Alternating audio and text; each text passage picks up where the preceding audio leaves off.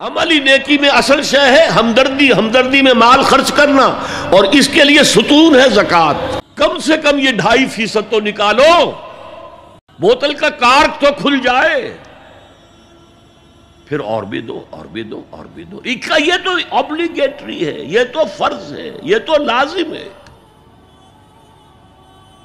لیکن مقصد کیا ہے؟ اس کو جو سمجھ لیا بس یہی زکوٰۃ ہی ہمارے ذمے میں ہے، وہ بڑے مغالطے میں۔ حضور نے فرمایا صلی اللہ علیہ وسلم، ان فی المال حقا سوى الزکوٰۃ، اے مسلمانوں یہ نہ سمجھنا کہ بس زکوٰۃ ادا کر دی تو تمہارے مال کا سارا حق ادا ہو گیا۔ ان فی المال حقا سوى الزکوٰۃ، تمہارے اموال میں حق ہے اللہ کا زکوٰۃ کے علاوہ بھی۔ اور پھر آپ نے یہ آیت پڑھی،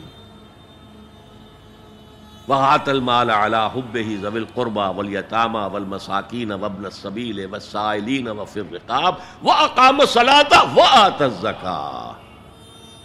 یہاں آتا زکوٰۃ تو ہے ہی ہے، اس سے پہلے جو آ رہا ہے یہ سرپلس ہے، اس سے آگے کی بات ہے، یہ ایڈیشنل ہے۔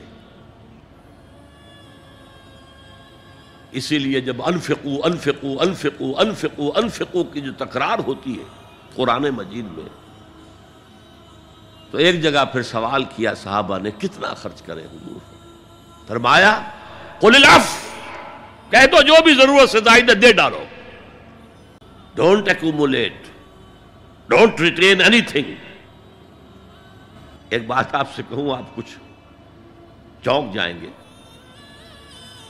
حضور نے کبھی زکوٰۃ دی؟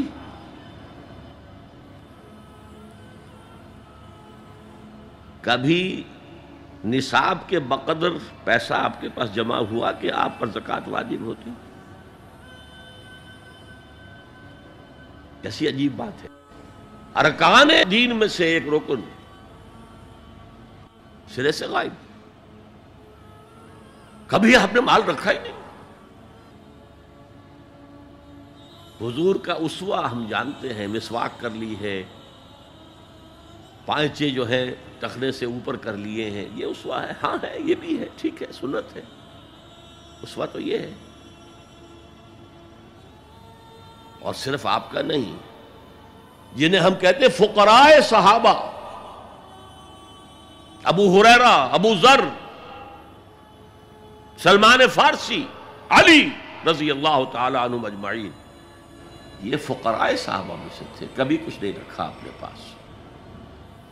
میں نے بتایا تھا آپ کو شاید کہ حضرت علی کی جب شادی ہو رہی تھی حضرت فاطمہ سے، کوئی مکان تھا ہی نہیں، کہاں لے کے جائیں؟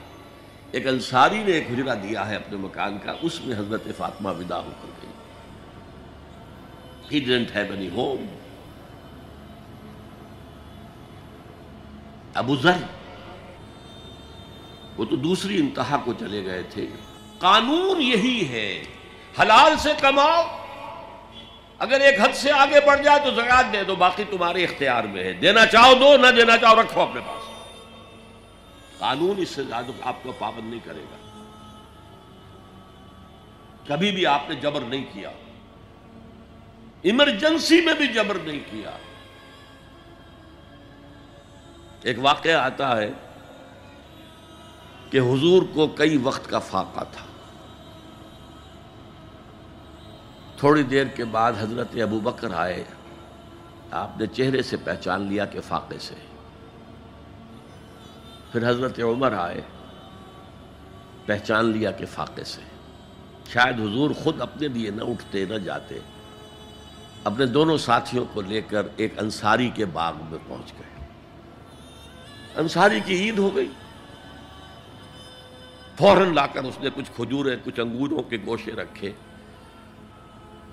اس کے بعد وہ دوڑا چھری لے کر کسی جانور کو ذبح کرنے کے لیے۔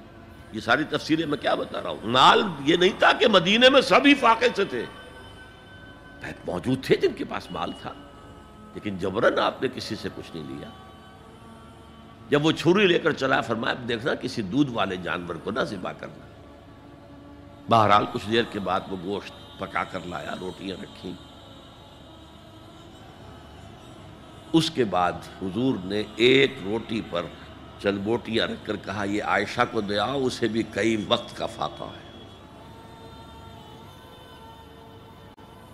اور پھر حضرت عمر کی طرف رخ کر کے کہا عمر یہ ہیں وہ نعمتیں جس کا حساب دینا پڑے گا اللہ کے ہاں۔ وَأَمَّا بِنِعْمَةِ رَبِّكَ فَحَدِّثْ، اور یہ جو فرمایا گیا الہاکم التکاثر میں نعمتوں کا حساب لیا جائے۔